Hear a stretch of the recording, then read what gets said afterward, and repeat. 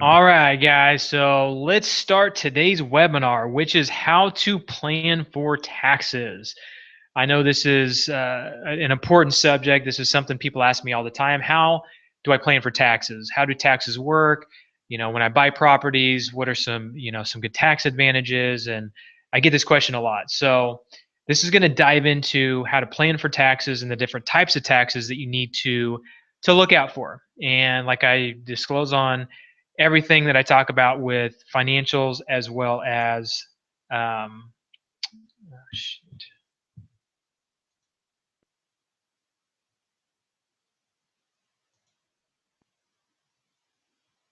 All right, start that over, cut that out.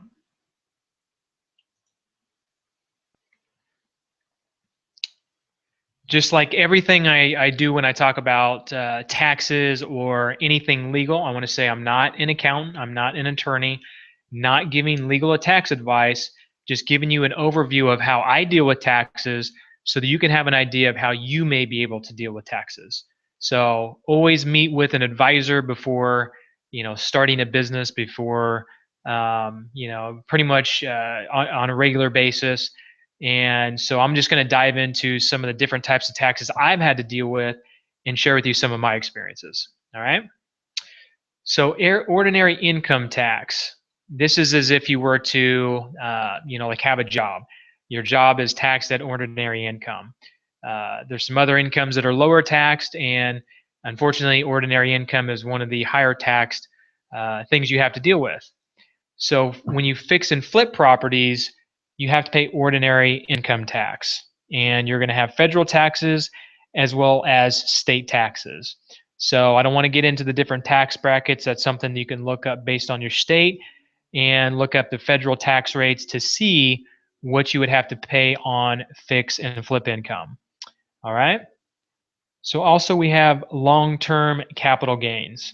So long-term capital gains is a lower tax rate, usually between 10 and 15%, where if you keep a property longer than 1 year and you sell it, your tax rate goes down dramatically. So let's assume that you pay 30% in taxes on ordinary income. On long-term capital gains, you can get that down to 10 to 15% because you've kept the property longer. So again, investments over 1 year. And I'm just giving you a crash course here, guys, so you can understand taxes so that you can better possibly plan for them. All right. So 1031 exchange is for anybody who has owned a property for more than 1 year, is a rule of thumb anyway. The tax code basically says that if you buy a property for investment reasons, and it's pretty broad, then you can 1031 exchange a property, which means that you can take the money from a property, find an intermediary, keep the money, and put it into another property without touching it, and you defer the taxes. All right. So that means you don't have to pay taxes at that time. But if you sell that next property in the future and don't do another 1031 exchange, at some point you're going to have to pay the taxes on it. So again, the rules are you have to have an intermediary before you close on the property. So usually a title company or an attorney can be an intermediary. There's also 1031 companies online that you can find that are very reputable.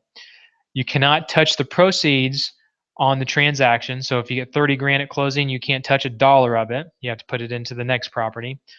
And you must exchange it within a certain time period. There's a 3 to 6 month time frame, and I don't want to get too far into that. Again, if you're going to do this, I'd rather you talk to an intermediary or a 1031 exchange company.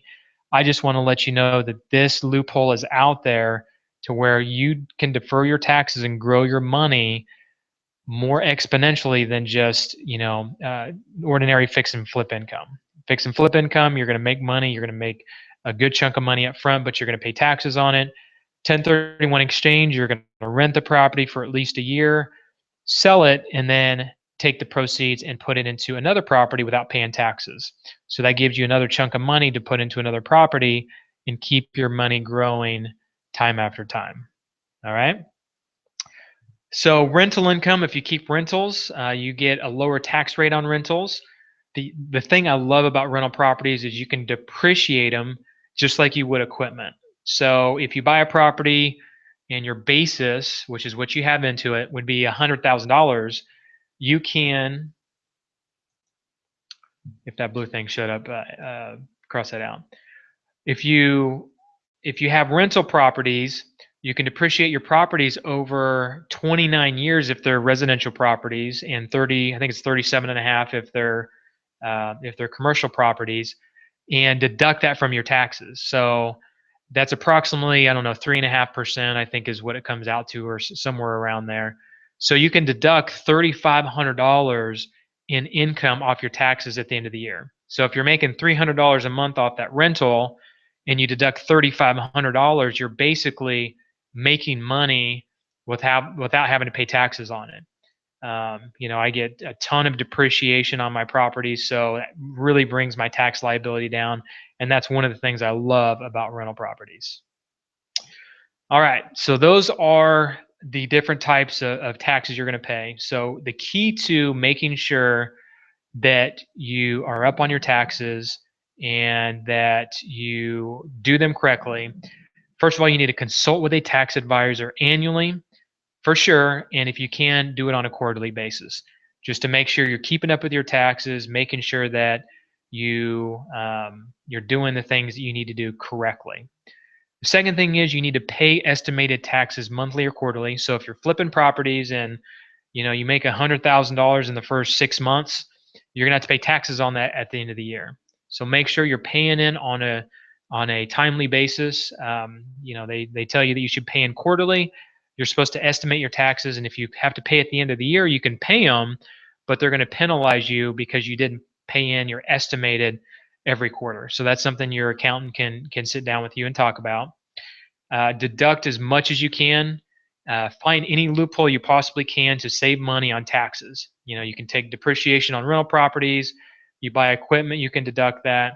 If you own a property and you can do a 1031 exchange and exchange that into another property and save money on taxes and really grow your money a lot faster. So I just wanted to give you guys an overview of kind of what type of taxes there are to plan for it, but just make sure that you sit down with a tax advisor.